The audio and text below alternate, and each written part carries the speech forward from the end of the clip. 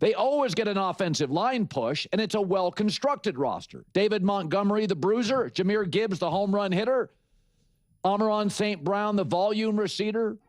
Jamison Williams, acceleration guy, speed guy. They can be physical or finesse. They can score slowly and eat up the clock, or they can score quickly. They had a 3-play drive, 53-yard touchdown. That took up 90 seconds. They had a 10-play drive for a field goal. That took up 6 minutes. For about 3 years, they were the most talked about offense. They looked like the best constructed offense. Even before Jahmyr Gibbs, it was Pro Bowlers and should be Pro Bowlers.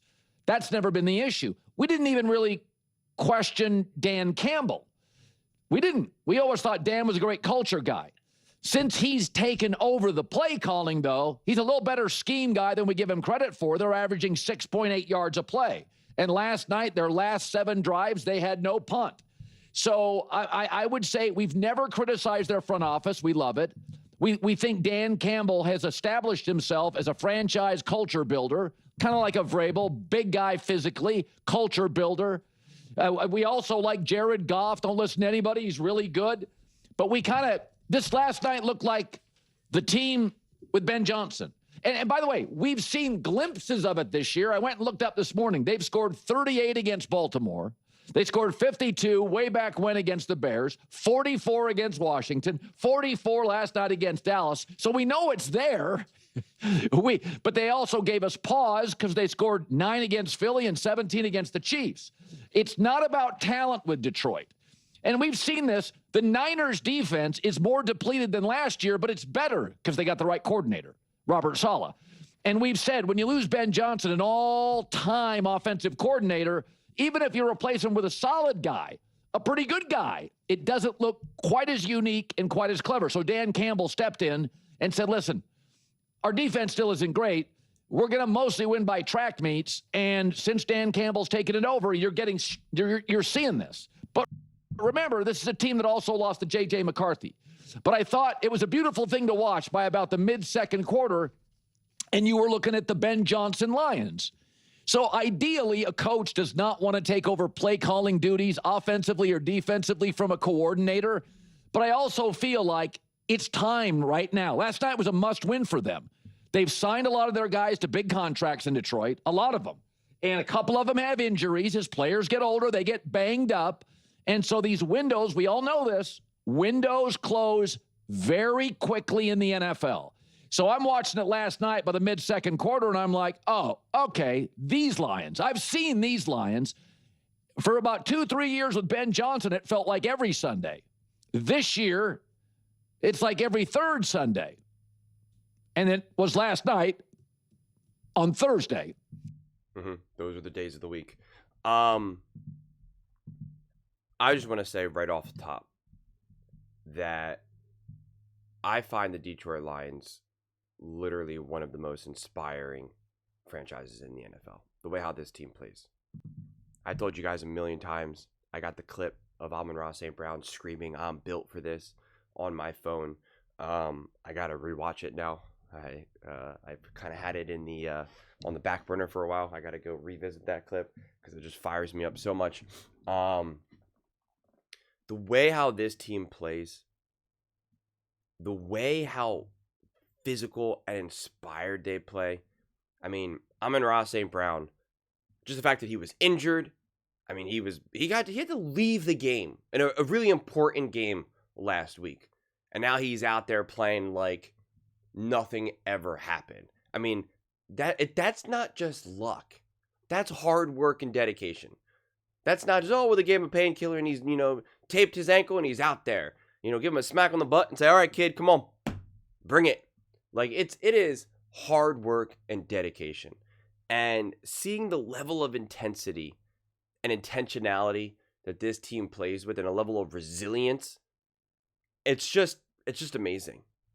It really is. It's just so inspiring and so motivating. And I don't know what it is about the Detroit fans, specifically at the stadium, where there's other stadiums that I know are loud, that I know are rocking. Philly, Seattle, KC. But every Lions game I watch when they're at home, you feel and hear and see, smell, taste every sense you got. The intensity of the fans. I mean, I don't know if it's just because they're able to mic up the sound so great in Detroit. Like, someone tell me, like, I don't know what it is, but I feel my couch vibrate. I mean, it's just like, you just sense it. Like, it's just unbelievable. It's just unbelievable. And it's just awesome to see. They're the one team that you consistently know care. That they just give a blank. Like, it's just so awesome to see. It's just so, because like I've said this before, you watch other games and you're just like, do they even care, man? Do these players even care?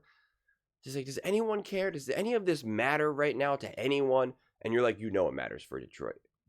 It matters. And, like I said, anytime that a team like the Lions goes up against a team that is not complete, that is not 100% there, that is not perfectly coached, buttoned up, etc., they are going to attack. And that's what they were perfectly able to do. I said, listen, this Dallas Cowboys defense is definitely better than it had been earlier on in the season. I said that. But then I was like, everyone's celebrating right now and saying this Dallas Cowboys defense is unbelievable over these last 3 games. And it's like, you played the Raiders. The Raiders are awful. You played the Eagles. The Eagles are arguably the most hot and cold team in the NFL. Okay? They haven't been able to run the ball all season long. So shutting down the run game against the Eagles that's like, join the party. Every single team has done it this year. So, like, let's chill out there. And then you did it and then you didn't shut down the Kansas City Chiefs. Like, it was kind of an old-fashioned shootout there. And now you're going up against this offense. And my whole question mark going into this game is that, like, the Detroit Lions have also taken a little bit of a step back. I think that's totally fair to admit and accept, which is what I thought that was going to happen going into this season. And, for whatever the reason why it happened, the Detroit Lions, and I think fans would even admit this, they don't quite feel what they were in years past. And I said, I think they're going to take a step back. Doesn't mean that they're going to fall off a cliff. And that's what I was very clear about. But then I started getting a little nervous because I'm like, well, they're like legitimately now struggling to make the playoffs. Like, this was a must-win game, and the Lions are just typically not in that. They hadn't been in that position in a while. And so I was just kind of like, I don't know what version of the Detroit Lions we have right now. And that's when I was just like, we have this version of the Dallas Cowboys. And I'm like, and the Cowboys fans got really mad at me because I was just like, this isn't quite the Detroit Lions. So even if you beat them, I'm like, I don't know. You beat the Lions, the Eagles, and the Chiefs in name, but this is hardly the Lions, the Chiefs, and the Eagles that we truly know them to be. And yet, this was still very much the floor of the Lions. I don't think we've seen the ceiling. I don't think we actually know what the ceiling is of the Lions right now. But this is the floor. Beating a team, the Dallas Cowboys, 44-30. Beating an overly inflated team that people were way too high on. That I was desperately trying to be like, everyone needs to calm down right now, because they're like, Dak Prescott's the MVP. This offense, the most dangerous offense in the NFL. If they're in the playoffs, they're Super Bowl favorites. And it's like, whoa, everybody really needs to calm down, guys. Like, I think everyone's getting a little too excited here. And it's like, and if this is just the Dallas Cowboys of old, and I don't really feel the need to really like rehash like what happened in like 22, 23, because this is a different team. But if it's still that flavor of that, where they're like, yeah. And I think they're probably technically a step up ever so slightly. Unless the Chiefs are really just not that good. And the fact that the fact that the Lions beat the Cowboys, they were in control of that game the whole time. They were in control of that game the entire time. The fact that the Chiefs never had that, you're kind of just like, man, are the Chiefs really just not that? I know their record, and I know it's easy to be like, they're not, but it's just like I said, you always got to look past the schedule or the record, just like the Lions. I think the Lions, I think, this is they're not in the playoffs, or maybe after winning this game, they're maybe right there. They're going to be ahead now because obviously playing on Thursday, but whatever was going into this game, they weren't in the playoffs, and it's just like, this is not a non-playoff team. This is a playoff caliber team. So it's like you're not always what your record is or what your playoff standing is. I will always believe that. But I just thought this game was so awesome. And I think that man right there, Jared Goff. Again, it's easy to give all this credit to Gibbs, and to be very clear, and which I emphasized significantly in my post-game clip. Gibbs, monster. Montgomery, monster. Jameson, monster. Amon-Ra St. Brown, monster. People still struggle to say his name, and it drives me insane. But monster, just the physicality, the aggressiveness, I absolutely love it. I thought the play calling was unbelievable. The pass to Amon-Ra St. Brown to ice the game, to effectively ice the game, but then the walk-in touchdown, beautiful play call, beautiful execution. It's like Philadelphia Eagles, take note of what you're watching here. Just absolutely positively loved it. Jared Goff's played awesome in this game. And this is the problem that people don't always see in games like this, because his box score is not through the roof. His passer rating's not through the roof. I mean, even his QBR, 45.3. It's like that's why it's like sometimes I started warming up to the QBR a little bit more, because people like to use it a lot. It's a made-up ESPN analytic that they don't even tell you how it's there. It's a proprietary, and it's like, okay, so what does that mean? What does that mean? Like, I don't know how much bias is involved in this. Is there any personal evaluation? Is it strictly statistical? What is it? I don't know. So it's like I'm not super comfortable using it. That right here, if you ever want to know how accurate his QBR, will watch this game and tell me that he, had a 45.3 QBR. I mean, that's a joke. Jared Goff played unbelievable in this game. Unbelievable. His ability to consistently deliver that ball in a way where his receivers are catching this ball at full speed. I mean, it was just an absolute masterclass. It was on full display. And like I said in my post-game clip, I'm always very much emphasizing Yak being more of like a coaching stat, as well as whoever's catching the ball stat. I put it more on that, and really the coaching more than anything, outside of a player who's just like constantly barreling through you and juking you out. But I put it more on scheme and coaching rather than the quarterback, because majority of quarterbacks are able to deliver the ball in a way where you're not going to catch it and then immediately fall down. There's obviously going to be some sort of spectrum, but it's just, in 2025, if you're a starting quarterback, you're going to be able to deliver the ball. That's not going to be the difference between getting 10 yards of yak and 0 yards of yak. It's just, no matter who you are, whether you're Jalen Hurts, Patrick Mahomes, Josh Allen, Jared Goff, etc., etc.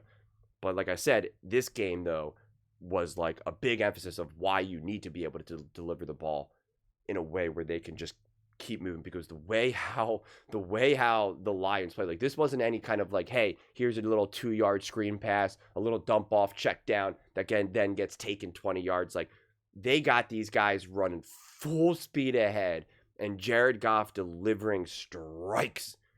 It's just strikes in stride. This is one of the best games I honestly saw Jared Goff play. And again, he's had way better box scores in the past. He's had way bigger throws too. Deep 30-yard ball. He's done it all. He's played long enough. But I just thought that this game was an absolute gem. And I think we lose sight of games like this because we see Patrick Mahomes, scrambling, almost get tripped up, keep his balance, and then throw the ball 30 yards to the middle of the field to I think, Xavier Worthy or Rashee Rice, whoever it was. And you're just like, that is incredible, right? I'm watching a game like that with my family, and everyone's like, oh my gosh, what did I just see? But when they watch a Jared Goff play, deliver a beautiful ball to Amon-Ra St. Brown, at full speed ahead, and just delivering it perfectly as pressure's bearing down on him, it's like, guys, that's also an insanely impressive play, an insanely impressive throw. This was another example of a game that when you question how good is my quarterback at passing the ball, it's like, this is what elite passing looks like. And the other beautiful thing that this Lions team did, that I had been screaming for them to do, I mean, is this the first time in the history of Dan Campbell and the Detroit Lions that they didn't go for it on 4th down? And this is what I had kept saying about them. Their offense It can't, scoring 44 points or winning big, winning convincingly, controlling the game, it cannot be based on them converting fourth downs. The converting of the fourth downs can't be the foundation. It just has to be the cherry on top. Okay, like it has to be, if you want to make it more, the chocolate syrup. Like it can't be the foundation. And they found themselves in games and game plans where it was just the difference between them winning and losing, the difference between them being in this game and not being in this game was fourth down conversions. And it's like, that is a brutal existence to live by, because you're just not going to reliably be able to convert 80% of your fourth. I mean, just think about it. If you're converting like 50% of your third downs, that's a home run. You are cooking. You're great. That's fourth downs. If you're now 2 for 4 on fourth down, it's like that's technically a success rate that like you have to kind of be happy with. But that's not the way how it's done in the NFL. And so it's like when you have a couple stretches where you go for it on fourth down, convert, and it leads to big stuff, you just keep going and going and going, but it catches up with you. And it was catching up with the Lions. And so it was just a welcome sight to just see them kick field goals, not go for it every fourth down, punt the ball, and it worked. You're like, what a surprise. It actually worked. But I mean, yeah, I was just really impressed with this game. Really, really impressed. Now, I will say, because Collins now, 1 minute he's like, the line's not good. Now the next minute he's like, they're back, baby. They're back. This is the Ben Johnson Lions. I'll say similar things, and I'll end here. What I said about the Cowboys playing these lower level teams, or teams that are just not quite right.